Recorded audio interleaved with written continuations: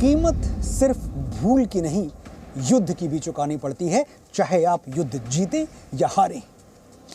एक युद्ध किसी देश को एक दशक पीछे लेकर चला जाता है, 10 साल पीछे।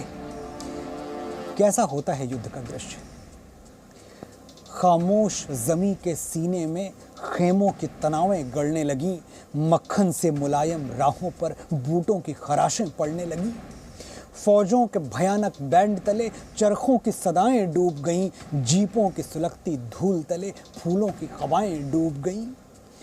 बस्ती पे उदासी छाने लगी, मेलों की बहारें खत्म हुईं, आमों की लचकती शाखों से झूलों की कतारें खत्म हुईं। धूल उड़ने लगी बाजारों में, भूख उगने लगी खलिहानों में, हर चीज दुकानों से उठकर रूपोश हुई तहखानों में। बदहाल घरों की बदहाली बढ़ते बढ़ते जंजाल बनी, महंगाई बढ़कर काल बनी, सारी बस्ती कंगाल बनी। इफलास ज़दा दहकानों के हल बैल बिके, खलिहान बिके, जीने की तमन्ना के हाथों जीने के ही सब सामान बिके। अर्थव्यवस्था के लिहाज से युद्ध उस कानूनी मुकदमे की तरह है जो लड़ने वाले परिवार को कंगाल बना देता है। फिर भारत तो आज़ादी के बाद सिर्फ 18 साल में 3 और 24 साल में 4 बड़े युद्ध लड़ चुका था। आज़ादी के समय भारत की गिनती गरीब देशों में होती थी। साल दर साल हम और गरीब होते जा रहे थे। खास तौर से 60 के दशक में हालात काफ़ी खराब थे। भारत के पास न धन था, न लोगों का पेट भरने के लिए अन्न था। कर्ज मांगने पर अमीर देश पुरानी फिल्मों के सेठ साहूकारों की तरह हड़काते थे। हमारी आमदनी कम थी, खर्चे बढ़ते जा रहे थे।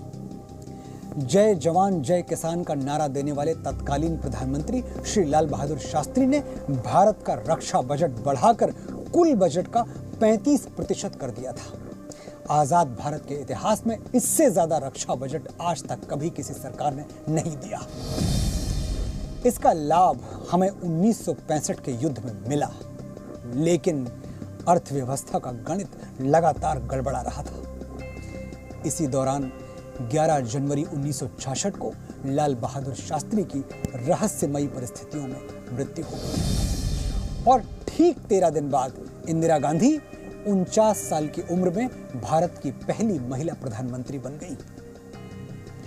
प्रधानमंत्री बनने के 146वें दिन 6 जून 1966 को उन्होंने अवमूल्यन यानी डिवैल्यूएशन का फैसला लिया।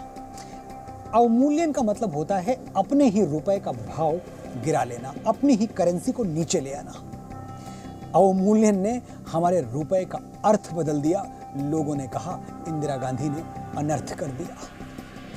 रुपया 57% तक गिर गया, 57%।